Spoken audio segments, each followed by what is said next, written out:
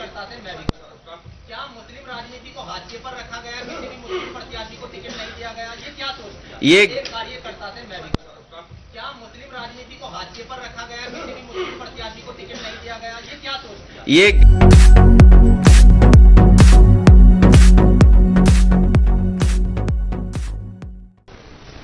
ये चुनाव जहां किसान के भविष्य का है, नौजवान के भविष्य का है, व्यापार को आगे बढ़ाने का है, वहीं चौधरी चरण सिंह जी की विरासत को आगे बढ़ाने का भी है, जो किसानों को संपन्न बनाना चाहते थे। किसानों के लिए सपना देखा था कि वो संपन्न हों, लेकिन जो हालात हैं, भारतीय जनता पार्टी ने किसानों को कहा कि उनकी आय दोगुनी होगी, फसल समय पर खरीदी जाएगी और भुगतान भी समय पर होगा। लेकिन जिस तरीके से जो 3 कानून लाए गए बिना किसानों की राय मशवरे के, और मैं बधाई देना चाहता हूं किसानों को, उनकी ताकत का एहसास दिलाया। लोकतंत्र में किसानों ने एकजुट होकर के और सब कुछ भूल करके एक साथ खड़े होकर के मजबूर किया सरकार को, और सरकार को अंततोगत्वा वो कानून वापस लेने पड़े।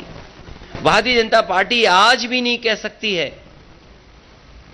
कि वो 3 कानून क्यों लागू किए थे और 3 कानून क्यों वापस ले लिए। ये वोट के खातिर लिए हैं। इसलिए मैं किसान भाइयों को यहां सावधान करना चाहता हूं कि भारतीय जनता पार्टी ऐसी पार्टी है, बिना बताए भी कुछ ऐसे फैसले और कानून ले आएंगे।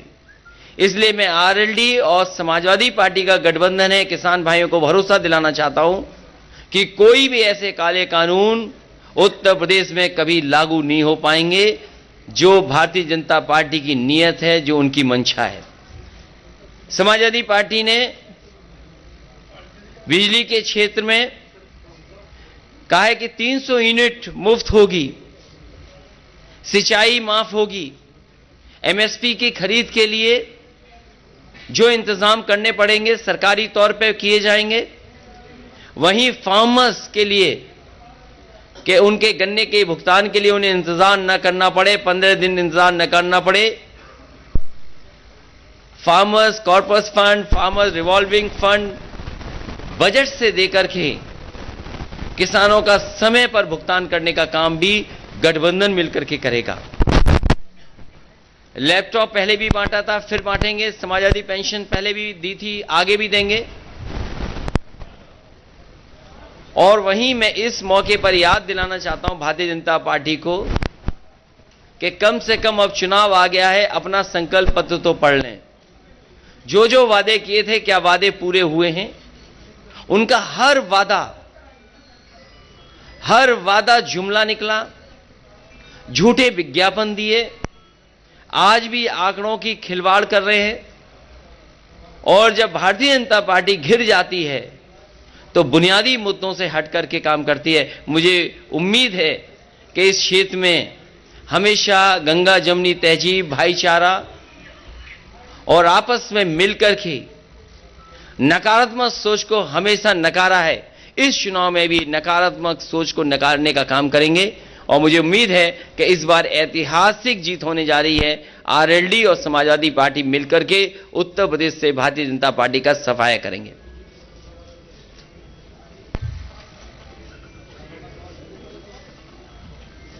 स्टोरी को क्या नाम देंगे? पहले तो यूपी के लड़के थे, बबुआ भतीजे थे, अब स्टोरी को क्या नाम देंगे? ये दोनों किसानों के बेटे हैं, किसानों के हक के लिए आखिरी वक्त तक लड़ेंगे। और इसीलिए मैं जेब में एक पोटली लेके चलता हूं, लाल टोपी और लाल पोटली। ये अन्नदाता के पक्ष में हराने के लिए, उन्हें भगाने के लिए अन्न संकल्प लेकर के चलता हूं। मैं तो कहूंगा पत्रकार साथियों, अगर आप में भी कोई लेना चाहे तो अन्न संकल्प ले सकता है। हम सब तो ले चुके हैं, ले लिया अन्न संकल्प ले लिया हमारे अध्यक्ष जी और सब लोगों ने।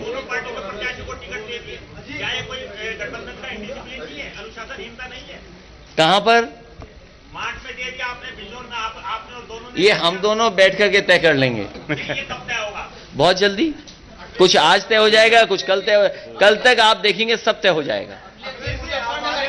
लगातार एक सवाल उठ रहा है हर एक कार्यकर्ता से, मैं भी क्या मुस्लिम राजनीति को हाशिए पर रखा गया, किसी भी मुस्लिम प्रत्याशी को टिकट नहीं दिया गया, ये क्या सोचते हैं? ये गंगा जमुनी तहजीब है, गंगा जमुनी संस्कृति को मिल करके आगे बढ़ाने का काम कर रहे हैं। नेगेटिव पॉलिटिक्स को खत्म कर रहे हैं, नकारात्मक पॉलिटिक्स को खत्म कर रहे हैं।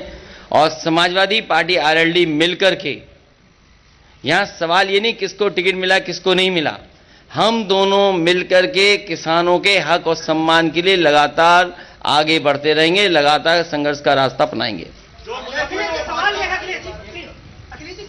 कि पिछले एक सप्ताह से मुजफ्फरनगर में, बिहार में क्या हुआ है, अयोध्या प्रयागराज में कितने बड़े पैमाने पे नौजवान बाहर निकल करके आए। किसकी जिम्मेदारी थी परीक्षा को सही ढंग से कराना? आरआरबी एनटीपीसी को लेकर के जो आंदोलन कर रहे नौजवान, कितना अपमानित होना पड़ रहा है उन्हें।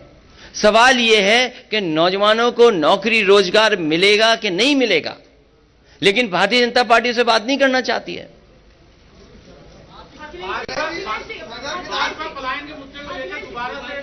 इस बार भारतीय जनता पार्टी का राजनीतिक पलायन होगा। और आपने देखा नहीं हमारे बाबा मुख्यमंत्री का कैसा पलायन हुआ है। वो पहले अयोध्या से टिकट मांग रहे थे, मथुरा से टिकट मांग रहे थे, प्रयागराज से टिकट मांग रहे थे। भारतीय जनता पार्टी ने ऐसा उनका पॉलिटिकल पलायन किया है कि उन्हें घर भेज दिया वापस। प्रतिबंध है सर, जिस तरह के घोषित अघोषित प्रतिबंध इलेक्शन पर है, आपको लगता है इस तरह की कल्पना आपने इलेक्शन की थी?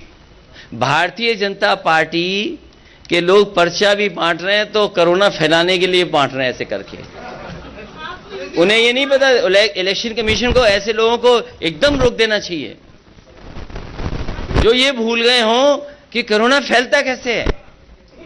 मुझे खुशी है यहां जितने भी पत्रकार बैठे हैं और हम लोग सब जो इलेक्शन कमीशन की गाइडलाइन है उसका पालन कर रहे हैं।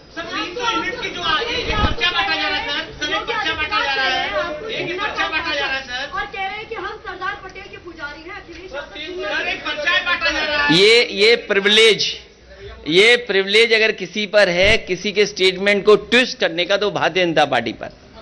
भारतीय जनता पार्टी कुछ भी कर सकती है, कोई भी ट्विस्ट कर सकती है।